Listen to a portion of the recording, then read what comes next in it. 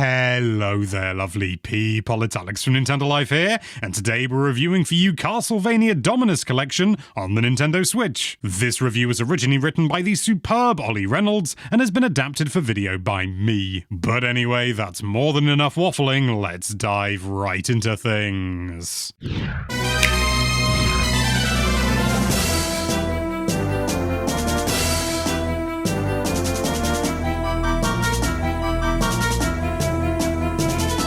Konami has been making waves this year with its upcoming duo of high-budget remakes of Silent Hill 2 and Metal Gear Solid 3 Snake Eater. For Castlevania fans, however, it's been a bit of a quiet one, with seemingly no sign of any new entry in the long-running Gothic franchise. Despite this, the publisher has been trickling out compilations of its older Castlevania games, starting with the Anniversary Collection in 2019, followed by the Advanced Collection in 2021. Now, Castlevania Dominus Collection brings all three DS entries to the Switch in one handy package, meaning fans now have access to pretty much every single Castlevania game worth playing on one system, right? Right? Come on, Konami, just give us Symphony of the Night. The three games included here, well, five technically, but we'll get onto that, carry the same Igavania approach seen in the earlier GBA titles. Time is a funny thing, because back in 2008 when Order of Ecclesia launched, there was the general feeling that the style of gameplay popularized by Symphony of the Night in 1997 was beginning to feel somewhat stale, which we imagine is partly why Konami pivoted to the more action-orientated Lords of Shadow saga. Now, 16 years later, we can confidently state that Dawn of Sorrow, Portrait of Ruin, and Order of Ecclesia represent the franchise at its absolute peak. Aria of Sorrow and Symphony of the Night may well be held in higher regard, but goodness gracious me, we were eating so well during the DS era. Each game plays wonderfully well on the Switch as well. Dawn of Sorrow, the earliest of the three, trying to take advantage of the touchscreen functionality without relying on it too heavily, and quite successfully too, we might add. These mechanics, like the magical seal system and destroying certain blocks in the in-game world, can be executed on Switch by either touching the screen directly in handheld mode or by holding down ZR and moving the right analog stick. The former is easily our preferred method, but both are valid options. We should point out as well that if you're pondering which system to purchase Dominus Collection for, well, you can't very well use a touchscreen on PS5 or Xbox, can you? Portrait of Ruin dials back the touchscreen controls considerably, but it mixes up the gameplay by adding in an additional character. You can swap between the two at the drop of a hat, call upon your ally to assist in puzzle solving, and more. It's a neat little experiment, and we love how seamless the mechanics are. There's simply no delay in switching between Jonathan and Charlotte. Overall, the game doesn't quite reach the same heights as Dawn of Sorrow, however, largely thanks to some iffy environmental and enemy design. Still, it's a title that remains one of the most unique entries in the entire franchise to this day. Finally, Order of Ecclesia probably sits somewhere in between Dawn of Sorrow and Portrait of Ruin in terms of sheer quality. The gameplay here is sublime, focusing entirely on the new Glyph system, in which you gain new items and abilities via glyphs obtained within the game world after defeating enemies. It's a challenging entry and also one of the most unique in the series, though one that does admittedly take a little while to find its footing. Many of the earlier environments in particular are completely linear, since the game attempted to broaden its horizons across several locales. It's an ambitious change from the norm, but many of the locations are limited to just straight corridors crammed full of enemies.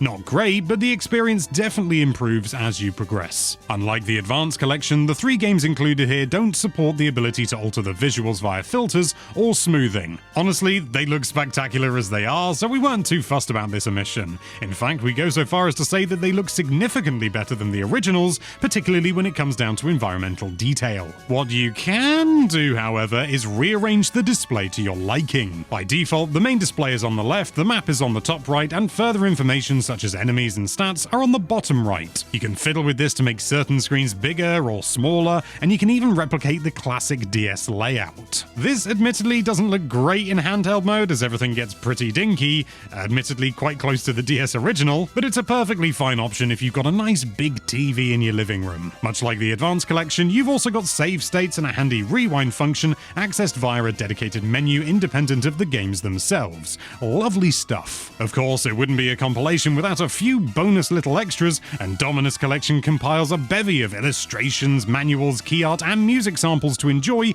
via the main menu. The illustrations are of exceptional quality, and it's making us wish that Konami would release a physical book that collates every game across the GBA and the DS. Alas, we'll have to make do with this for now.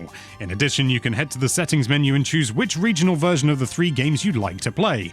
Dawn of Sorrow and Portrait of Ruin include US, EU, and Japanese versions, while Order of Ecclesia adds an additional Korean version on top of the aforementioned options. The most surprising extra, however, comes in the form of 2 additional games that we teased earlier. First up, you've got the original arcade release of Haunted Castle, a curious spin-off of sorts that originally released in 1987 and that is already available twice on the Switch. Thanks to its absurd difficulty and focus on rinsing consumers of their money, it still plays like absolute arse and stands as one of the absolute worst entries in the entire series. Thankfully then, Konami has seen fit to revisit this game with the aptly titled Haunted Castle Revisited.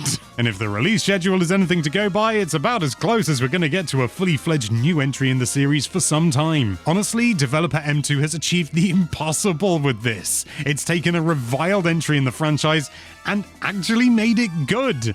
Better than good, in fact, it's great. Haunted Castle's visuals have been completely overhauled with some stunning lighting effects that remind us of some of the very best HD 2D games on Switch. More than that, however, the gameplay and difficulty have been rebalanced so that you're not pulling your hair out after mere seconds in the opening stage. It plays like a NES or SNES Castlevania game, and although it doesn't compete against some of the finest entries in the series, it feels wonderful to hold our heads high and be able to say, yes, Haunted Castle is good at long bloody last. Castlevania Dominus Collection is quite possibly the best compilation that Konami and M2 have produced to date. It presents 3 exceptional DS games that easily stand the test of time and provide just as much enjoyment now as they did back in the 2000s. Not only that, but the impossible has seemingly been achieved with the remarkable addition of Haunted Castle Revisited. Included as a fun little bonus, this revamped take on a reviled arcade curio is fantastic, and while it can't compete with the very best quote-unquote classic games in the franchise,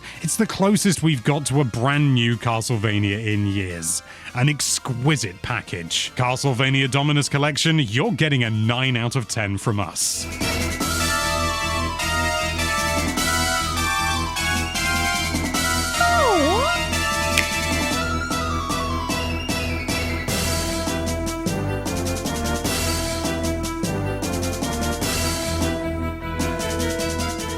You've reached the end of the review. That means it's time for Alex's personal thoughts, and I've got to be brutally honest. When I first saw that this was announced, I didn't really pay it any mind. I was like, more Castlevania games, sure, whatever. But oh, how wrong I was. These games are absolutely superb. For my sins, I've only ever really dabbled in Castlevania in the past. I've just had other priorities. And I've always enjoyed what I've played when I have played Castlevania games, but there's something else going on with these, I would say. I've never played the big one, was it Symphony of the Night? And I know that these are vaguely close to that in terms of gameplay style, so it may well be that actually that's the kind of Castlevania game I really like, because I like these kind of Castlevania games. Order of Ecclesia especially, I don't know whether it's just because it's the first one I played, but it really gripped me, and I genuinely wanted to know what was going to happen with the story. I mean, it wasn't out of this world by any means, but I was invested. I was invested. And these re-releases are great. It's a little bit weird to see like the 3D elements because obviously there's no limitation on resolution anymore. So the 3D elements are they stand out like a sore thumb, but as much as anything, I just find that weirdly charming. The touchscreen stuff is also not exactly ideal, but it doesn't come up very often. I mean, in Dawn of Sorrow, I was worried that it was going to be drawing like the glyphs when it first showed that. I was like, oh, am I going to have to do that with the touchscreen? But no, thankfully you don't. I don't know whether that's different to the original, but thank Christ you don't have to here. 3 really solid games, a 4th very exciting game that I haven't given loads of time to, I must admit, and Haunted Castle, the original, which is, oh god, it feels awful, I'm not gonna lie. It's dated to hell, and there are so many beginner traps in there, just like, oh, what do you mean you didn't know that the burner was gonna tip over and then immediately set fire to everything around you? You fool, put more money in. I've never liked that type of game design unless it embraces it fully, stuff like I want to be the guy, but even then, I find it largely infuriating, so I'm pleased that the remade version, because I'm pretty pretty sure it is completely remade. I mean, it feels almost like a different game, almost like it was just inspired by Haunted Castle. But again, I'm not that far into it. But either way, great times. Great times all round. Goods all round.